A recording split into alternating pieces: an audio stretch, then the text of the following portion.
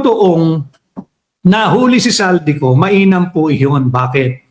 Para mabigyan siya ng pagkakataong pumili. Sino ba ang isasalba mo?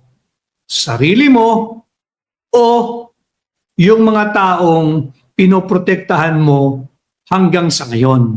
O panahon na ba na ipagkakanulo mo pagdating mo dito sa Pilipinas, rektahan na, tuturo, ingunguso, ilalaglag, ipagkakanulo mo na ba? Officially, formally, dito sa Pilipinas si Bongbong Marcos.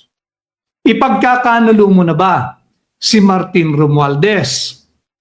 Etong taong ito dapat mag-iingat. O ang ipagkakanulo mo si dating Senate President Chis Escudero. Yung massive corruption ni Bongbong Marcos, yung looting of public funds ni Bongbong Marcos, at syempre yung issue pa rin ng drug addiction at drug proliferation sa kasalukuyang Marcos Jr. administration.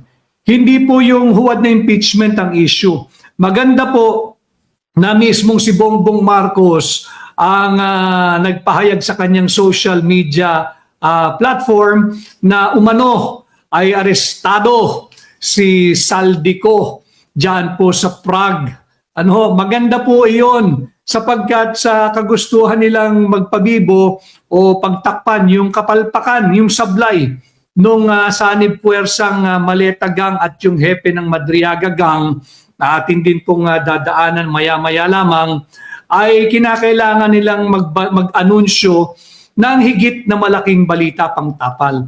That has always been their strategy. Going into the weekend, kinakailangan pagtakpan yung napakaraming usapin ng korupsyon at kurakot ng higit na malaking storya.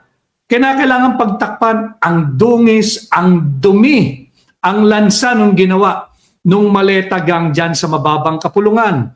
Akala nila lulusot sila sa talino at husay na mag-obserba at magmatsyag ng mamamayang Pilipino. Bistado ho eh. Talagang yung ginawang proceeding ng impeachment complaint sa mababang kapulungan, nagtulong-tulong yung mga Maleta Gang, yung nakinabang sa mali-maletang pera, para talagang lituhin kayong mga kababayan.